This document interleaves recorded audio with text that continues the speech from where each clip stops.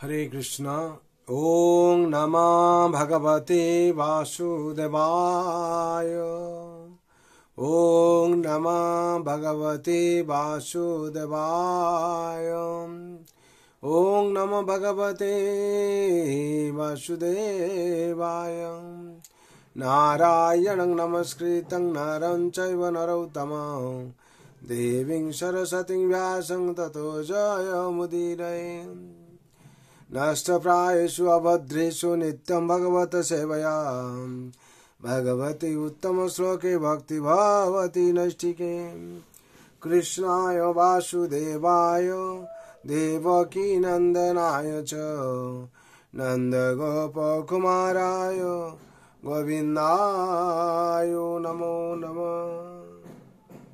हरे कृष्ण। श्रीमद् भागवत महापुराणे स्कंद 7 अध्याय 7 श्लोक संख्या 22। अष्ट प्रकृतय प्रक्तास्त्रय हि तद्गुणाम् विकारा षडशार्ये पुमानेको समन्वयान्। এখানে তাৎপর্য বলা হচ্ছে পূর্ববর্তী শ্লোকে বিশেষণ করা হয়েছে ক্ষেত্রসু দেহেসু तथात्म जोगेर अध्यात्मविद ब्रह्म गति लभेत। आध्यात्मिक चेतनाएं उन्नत व्यक्ति उपलब्धि करते पारेन चिन्मय आत्मा কিভাবে জড় দেহের মধ্যে অবস্থান করে। বিশেষ করে এখানে অনুবাদে বলা হচ্ছে ভগবানের 8টি ভিন্ন জড় শক্তি, 3টি গুণ এবং 16 विकार, 11 इंद्रिय एवं माटी जल आदि पंच महाभूत, এই সবের মধ্যে এক আত্মা সাক্ষী রূপে বিরাজমান।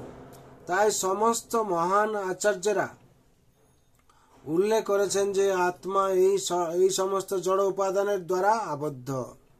তাৎপর্য পূর্ববর্তী শ্লোকে বিশ্লেষণ করা হয়েছে ক্ষেত্রেষু দেহেষু তথাত্ম যোগে আধ্যাত্মবিদ ব্রহ্ম গতি লভেত।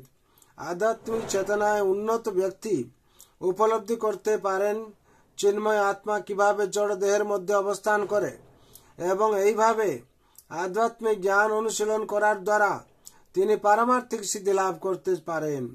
দেহের মধ্যে আত্মার অনুসন্ধানে পারদর্শী বুদ্ধিমান ব্যক্তির 8টি বহিরঙ্গ শক্তি হৃদয়ঙ্গম করা অবশ্য কর্তব্য, যাদের সম্বন্ধে ভগবদ গীতায় 7:4 বলা হয়েছে ভূমিরপ নলো বায়ু খং মন বুদ্ধিরেবচ অহংকার ইত্যং মে বিনা প্রকৃতি রষ্টধাম। ভূমি, জল, বায়ু, অগ্নি, আকাশ, মন, বুদ্ধি এবং অহংকার এই 8টি প্রকারে আমার ভিন্ন জড়া প্রকৃতি বিভক্ত। ভূমিতে ইন্দ্রিয়ের সব কয়টি বিষয় রূপ, রস, গন্ধ, শব্দ এবং স্পর্শ নিহিত রয়েছে। ভূমিতে গোলাপ ফুলের সুগন্ধ, মিষ্টি ফলের স্বাদ এবং আমরা যা কিছু চাই তা সবই রয়েছে। সেই সম্বন্ধে শ্রীমদ্ ভাগবতে 1/10/4 বলা হয়েছে সর্বকাম দুয়ামহি পৃথিবীতে মহি, মানে পৃথিবীতে আমাদের সমস্ত প্রয়োজনীয় বস্তুগুলি রয়েছে। তার ফলে ইন্দ্রিয়ের অনুভূতির সমস্ত বিষয়গুলো ভূমি বা পৃথিবীতে রয়েছে। স্থূল জড় উপাদান এবং সূক্ষ্ম জড় উপাদান, মন, বুদ্ধি এবং অহংকার দিয়ে সমগ্র জড়া প্রকৃতি রচিত। জড়া প্রকৃতিতে রয়েছে 3টি গুণ, সত্যগুণ, রজগুণ এবং তমগুণ। এই গুণগুলি আত্মার নয়, জড়া প্রকৃতির। এই 3টি গুণের মিথস্ক্রিয়ার ফলে পঞ্চ জ্ঞানেন্দ্রিয়, পঞ্চ কর্মেন্দ্রিয় এবং তাদের নিয়ন্তা মনের প্রকাশ হয়। তারপর এই গুণ অনুসারে জীব বিভিন্ন প্রকার জ্ঞান, চিন্তা, অনুভূতি এবং ইচ্ছা সহকারে বিভিন্ন প্রকার কর্ম অনুষ্ঠান করার সুযোগ লাভ করে। এইভাবে দেহরূপ যন্ত্রটি কার্য করতে শুরু করে। এগুলি যথাযথভাবে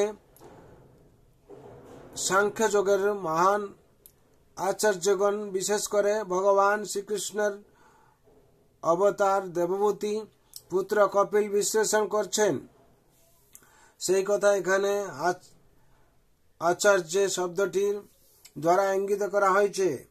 প্রামাণিক আচার্য ব্যতীত অন্য কাউকে অনুসরণ করার কোনো প্রয়োজন আমাদের নেই।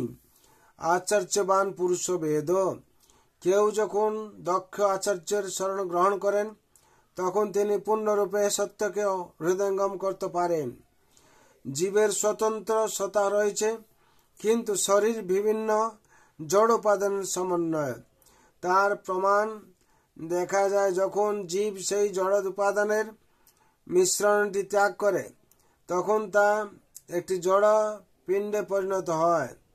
এই জড় পদার্থ জড় জগতের সঙ্গে গুণগতভাবে এক এবং চিন্ময় আত্মা ভগবানের সঙ্গে গুণগতভাবে এক। ভগবান এক এবং অদ্বিতীয়, এবং জীবাত্মাও এক, কিন্তু স্বতন্ত্র আত্মা জড় শক্তির সমন্বয়ের ফলে গঠিত দেহের ঈশ্বর, কিন্তু ভগবান সমগ্র জড় জগতের ঈশ্বর। জীব তার বিশেষ শরীরের ঈশ্বর এবং তার কার্যকলাপ অনুসারে সে বিভিন্ন প্রকার সুখ এবং দুঃখ ভোগ করে। কিন্তু পরম পুরুষ পরমাত্মা এক হওয়া সত্ত্বেও তার স্বতন্ত্র সত্তা নিয়ে সমস্ত শরীরে বিরাজমান। জড় প্রকৃতিকে 24টি উপাদানের প্রকৃতপক্ষে বিভক্ত করা হয়। জড় দেহের দেহী জীবাত্মা হচ্ছে পঞ্চবিংশতি তত্ত্ব, এবং সর্বোপরি রয়েছেন পরমাত্মা রূপে ভগবান শ্রীবিষ্ণু, এবং সেই পরম নিয়ন্তা হচ্ছেন ষড়বিংশতি তত্ত্ব। কেউ যখন এই 26টি তত্ত্বই হৃদয়ঙ্গম করতে পারেন তখন তিনি আধ্যাত্মিকবিদ হন, অর্থাৎ জড় পদার্থ এবং চেতন আত্মার পার্থক্য হৃদয়ঙ্গমে দক্ষ হন। ভগবদ গীতায় 13/3 বলা হয়েছে, ক্ষেত্রজ্ঞ যোজ্ঞানম।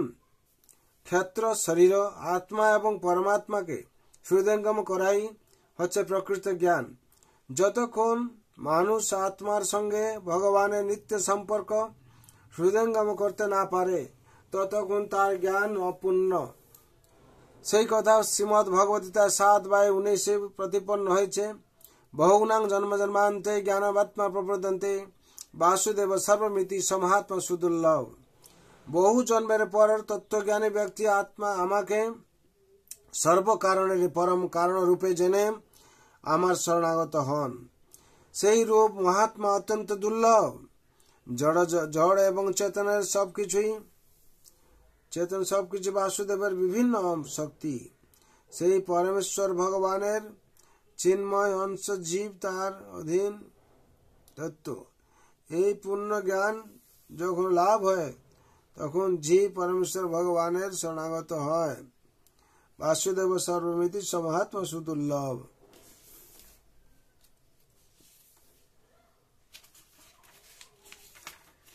হরে কৃষ্ণ। এখানে 22 নম্বর শ্লোকে তাৎপর্য সম্পূর্ণ হলো। বিশেষ করে এখানে বর্ণনা করা হয়েছে যে আমরা মাটি থেকে কি পাচ্ছি, এবং এই যে 8টি উপাদান বলা হয়েছে,